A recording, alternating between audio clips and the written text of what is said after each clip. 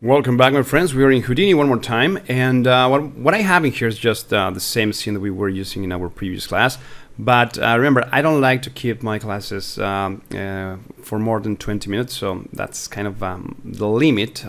Sometimes I just go away and keep talking. But all right, so now we are in the next class in here, and we were talking about VEX and how we can use these little pieces of code, right, using our attribute Wrangler node. Now, if you take a look in here, we have these two different versions, kind of the same thing, but this one is not working with our actual code. We are just using this operation that we have in here. Now I'm going to take the box object and I'm going to change this from polygon to something like a mesh. You know, with that I can get some axis divisions, and I can, if I want to, I can just type here number 3. So I'm going to get kind of a taller kind of object that looks more like a building. And now on axis divisions, I'm going to change that to something like 10, and this one I'm going to make it 30, so that everything looks kind of all the different kind of things look like kind of windows or something like that. And now we can change that to mesh. Now, for example, if I go in here, right now we're using the bounding box, and both of them are doing the same kind of function. All right, so that's what is happening. Now I'm going to take this bounding box, and we are going to change that from bounding box to something like random. Now I'm going to get this kind of behavior because we are using points, but if I take that to primitives, now you can see that the type of behavior that I get is something like that. Now if I move the seed in here, I just get a different type of color for each one of the actual primitives, and that's what it looks like, right? So you can see that every single one of my primitives has a different color. But I mean, why not every single one of these windows is a primitive? Well, that's because, you know, the type of object, in this case is mesh, I have to change it to Polygon Mesh, and that's what's going to make that happen. All right, so beginner things, but I like to keep things clear, because sometimes you can forget about that and you were like, okay, why that is not happening? But all right, so now we have this set to Polygonal Mesh, and we have our divisions 30, 10, 10, everything is kind of nice and square. And now if we take a look in here, we have all these kind of cool different colors in each one of these parameters, right? Now obviously I could animate this with my HScript variable, all right, frame, $frame. And now if I hit play, you can see that I can get this kind of random circulation of colors in each one of these parameters. Now obviously you could divide this value for, you know, 500 or something, and you could, you know, get a different value. So what we are doing here is actually just reducing, you know, or changing the seed where everything is going to start. So this value, I mean, could mean anything, could be 0, and we're going to get something in there. So that's basically what is happening. Now the cool thing about this attribute Wrangler node is that we can have kind of a lot more, it's a lot more, you know, playful. We have our channels just like in here where we can, right? So if I go in here to constant, for example, I have my 3 different channels where I can specify a different type of thing here. But now the thing here is that I can just go and see everything a little bit more clear, in my opinion, and then we can create channels, and we can manipulate a lot of things here with this interface. So that's what I'm going to show you in this class. So now what we're going to do here is remove this bounding box option. So I can just go like this and remove that. And I could say that now I want a random function just like the one that I have in here, right? If I change that to, oops, to my random, I can get something like that into this one. So what I need to do is just call the different function, and in this case is called random, right? Now, one thing to keep in mind, this one is called random, and if we were working with our expressions, regular expressions, we were talking just about ran, all right? So it's the difference between this expression and the other one. So if I show you here, you can see that this is actually the one that we are using. It's a VEX function, and we have how it works in here, random position with floating values, vector value like that, float and integers, and we have the other one called the rand, which is an expression function that goes just like that, rand, and then we use our $sign, for example, and our frame value multiplied by a value, and so on. So that's the big huge difference between these two. All right, so we have random. Now the random value, if I just type random and then I add a number like this, for example, you're gonna see that I get a random value, right? So that's cool, right? Nothing kind of changes if I set that to number 2. So I get a random value that doesn't really make any kind of difference, 1.5. And I hope you can see the difference, but it's just you know, minimal difference, but it's just giving me a random value based on that value, that number. Now what we can do in here is actually we can take this and say that we want to get a value for every primitive number. So we can go in here and get another variable, which is add, and then we're going to call prim num. Okay, so prim num, it's a primitive number. So if we go like that, then we get that right away, okay, because we are basing everything in each one of the number of the primitives. So we get this kind of cool randomized object. But if I go and change that to primitives, now you can see that I can get this nice kind of color, right? Now if we jump into here and we get the value, the random value, right, we get everything just in one single value here. And now we have options for random from attributes, and we have random from attributes as well, where we can go and select the position, for example, or create our own different type of attribute and you know, deal with a lot of different things. But in this case, this one I really just like it because I mean, it's just going there and you can see everything a lot more clear. And you will see, you know, why this is kind of a little bit more easy to manipulate. So in this case, we have a prim number. We could copy this function. All right, we can use it in the 3 different options in here. For example, we can take that and paste it in this, and then paste that into this one. But what is going to happen is that now we're going to get all this black and white kind of option, which is, you know, kind of nice as well. We don't have any type of animation, and now because everything is random, but everything has the same kind of value, so the colors have the same value, so we get this kind of grayscale section. Now, but what we can do here is let me just add in here, or you know, multiply this by value here, which is going to be by a frame. Okay, so that's what we are going to do.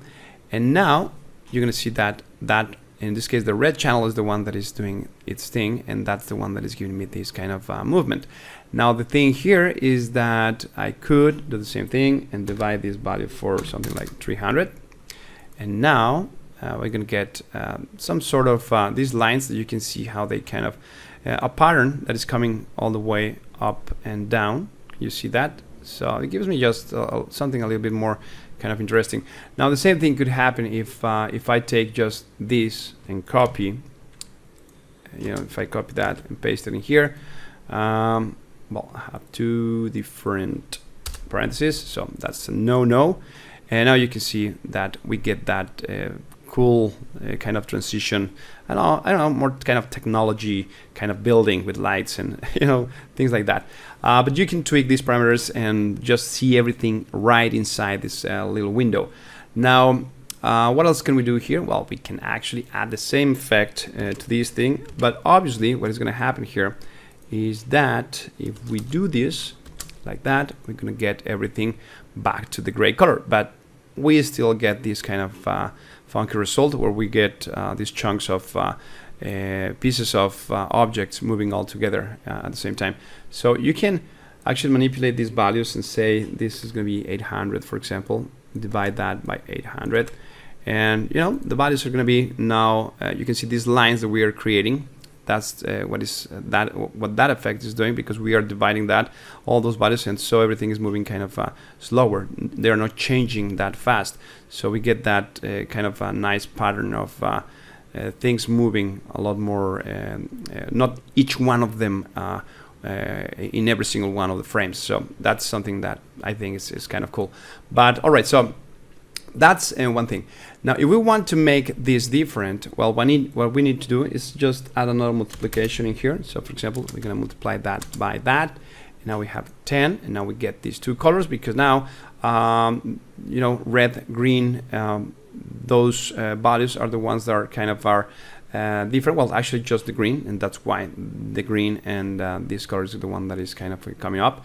But if we take now this one and multiply this one by 100, now we're going to get a complete different type of object in each one of them. But you can see that this type of result is going to give us at the same time some sort of at the beginning, you know, it's giving us this type of nice effect.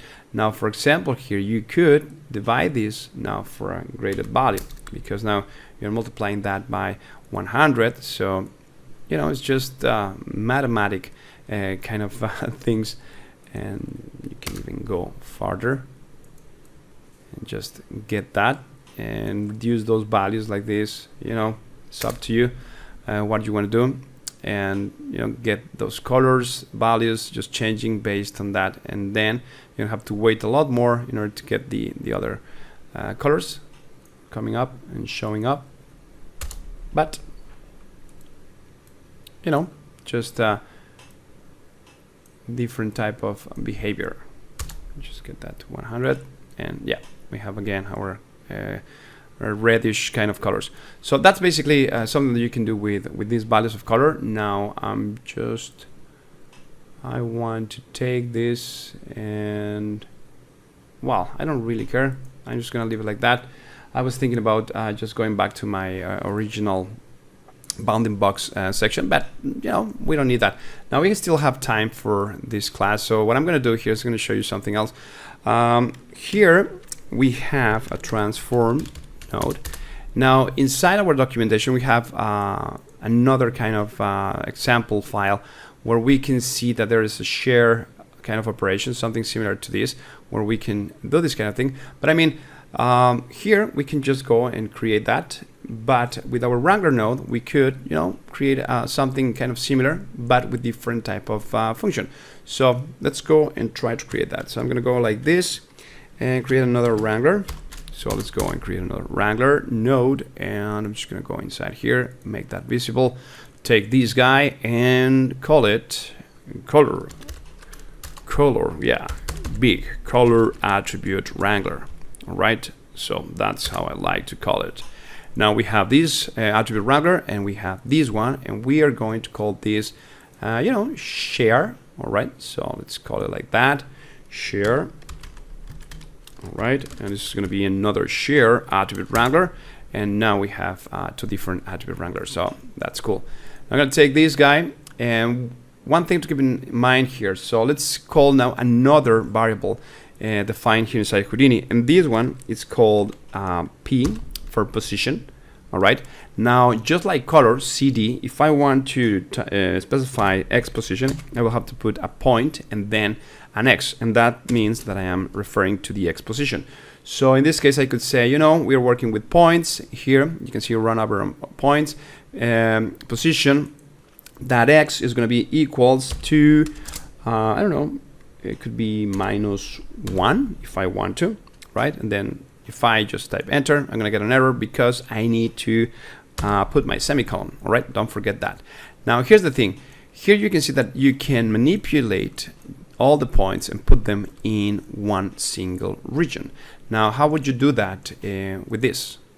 All right, or in here, just by manipulating some of these parameters. You will have to go and, you know, deal with things and points and distance and distances and things like that. Probably there's always you know, a lot of different ways of doing this in Houdini, but here's just that easy. You know, you can just go and say, okay, all the points go there, and they are all going to go to that specific point. So that's the cool thing about this.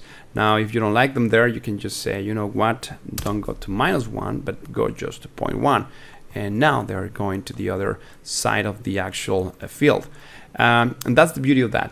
Now we can actually make them go all together to another direction. So but what I have to do is just say, all right, so your value is position X. So now what I have to do is say, all right, take your position X, which is position X is equals to position X plus or less that amount. So if I add to that +1, now I'm moving the entire position, because entire position equals to entire position plus 1. So that way I am not disturbing my points with the same kind of thing. And now this is some sort of glitch on my viewport. You know, these triangles, they are not supposed to be there, but they are. I don't know why. Let's go outside. And yeah, they are there. Why? We are not sharing anything. Or are we doing that? Okay, let me just take that, remove this one, and no. All right, if I see this, yeah, something's happening here. We are no, now they're fine. So position equals to that plus 1. You just see. All right, so they're gone. Those triangles are gone. All right, so I was scared about that. I was like, why I'm not moving my points like that? So now, to be clear, this is position x is equal to position x plus 1. So the entire object is going to move just like when we take our transform operation here and just move it from one point to another. So that's the thing here. Now, let me just take this guy. And what else can we do with this? Well, actually, we can use as well our different type of behaviors that we created in this one, like for example the random function, or we can use our rel bounding box, relative bounding box as well, in order to get something cooler in here. So I'm going to take this value of 1, and let's just use another function, which could be a random, or let's just use the rel, just like in the example, because we don't have a lot of time here. So relative bounding box, I can see it right here, and that's the cool thing about Houdini. It will tell us what's going on here. And just to, well, let me just go like that, and let's add now the position that we want. In this case, is going to be the attribute that we want. In this case, is going to be position. So relative bounding box of position, and then what, which one is the one that we want to use. So in this case, I'm going to call x, and that's cool. All right, so now we have that, and this is the kind of behavior that I'm getting, where I am moving, you know, the position of everything. All right, it's going to be equal to I'm going to add the relative position of the x points. So that's why we are getting that only relative to the x axis. All right, so that's why the x is the one that is kind of stretching here. But this is not interesting, because I mean that's just like kind of having this size option and stretching that. All right, so that's not what we want. Now what I can do is say, you know what, I want to create a channel. Now remember, when we work with these guys here with HScript, we are using channels just like that. So we just say channel, and that's it. But in here, I have to declare the type of object that I want to use. So in this case, I'm going to say, you know, relative bounding box, position x, and then we're going to multiply that by a channel. So I'm going to select a channel. Now this channel is going to be floating value. So I'm going to call it CHF for my floating value. And then we're going to create here what we call a string. So a string is another type of variable, and I can declare that, and this is going to be just the name of, you can give the name of whatever you want. So in this case, this is going to be shareable, okay, I'm going to call it shareable x. Yeah, why not? And the cool thing about this is that now you can see that everything kind of goes straight, because I mean channel is just 0. Right now we are having just the relative bounding box of x plus nothing or anything, because this channel is right now set to 0. So the relative bounding box of p position in x is the same, is 0. So that's cool. Now, but if you create a channel in here, now you have the option to go to this little guy in here, and then you can create a parameter for that, and you can see that now it's called shareable x, and that's the value. And I can go now and stretch that. And now the difference here between this and this is that if I change the size of this in here, you can see that everything goes from the center to there. But now in this one, because the way we are setting things up in here, so now we are just tweaking that in the x direction. So everything else kind of stays in place, just like when we work in here. Here you can see that this guy is just holding that in that direction. So kind of the same principle, so that you can kind of see what's going on and what's the relative kind of difference between the other way and working with this. So that's the cool thing happening here. Now another thing that we can do here is just take this value, for example, copy, and we can paste it and say that now this one, instead of being X, could be Z, right? So that way now we can get this, and all right, so we're gonna get this kind of shareable ugly kind of thing. But what happens if I change that from X to Z? All right, we're gonna get well, we're gonna switching that, but the thing here is that I want to create a value first. All right, so now we have another value, and now you can see that I can stretch that and get that kind of effect. Now the problem here is that everything is based on X, so that's why all the points are kind of in the same thing. But that's what I want you to see. Now if you want to get something like that, so that's what you should be doing. I mean, probably you will never gonna try to do that, but you know, just to get the limit of something, that could be an option. But or you can just add a value here. But the thing here is that we have X and everything is X, so that's why none of that is working.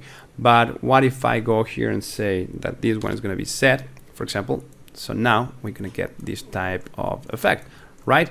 But again, this is a kind of value that is not letting me go underneath this value. But if I go like that, don't worry. So, but you can see how that face, all those faces are not moving, because we are just doing this shareable like this. And you can, you know, make that point to some specific region or things like that, just like a laser kind of beam or something like that. I mean, just, you know, sky's the limit. But the thing here is that we have all that opportunity.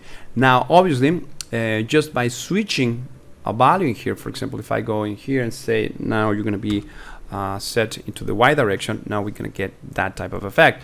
And the same thing, this value is just going to be moving like this, and this guy is going to be able to do this thing, now moving in the X direction. But both of them, we can make them go into the Y direction, and now what we have is that they're going to move like that, and they're going to move like that, and that's what we are going to get. And now one, in this case, both of them are positive, but we can say that one of them is going to be negative, just like in our example. So we will get that, and you can see that kind of effect that we are getting now with our building. So something that you know how to create, and now you have a lot more flexibility on doing things like that. Because I mean, if you want, you can actually keep going with this thing and just add another one, for example, for the Y direction, and just keep playing with these things, and you know, just play around with these values. And obviously, sometimes it doesn't make a lot. It's not going to make a lot of sense, but you know, you probably want to get some sort of thing here, and you can just see what happens if you change the directions of things and get these kind of funky results by tweaking those parameters. All right, just like that. So I hope you get an idea of how you can tweak these kind of things, and how these valuable objects, like the functions that we saw, like the relative bounding box, and how our variables, in this case position in this bounding box, you can declare the actual parameter you want to use. In this case, how you can define string variables in here, how you can create these commands. And in here we saw another random function. You saw some other variables like frame and primnum, all right, primitive number, things like that we are going to be discovering as we move on. For now, that's it. Thank you very much, and I will see you in our next class. Take care. And please don't forget to click on the subscribe button and click on the little bell that you see there. Don't forget to go and visit my website, please, and I will see you later. Bye bye for now. Hasta la vista, babies.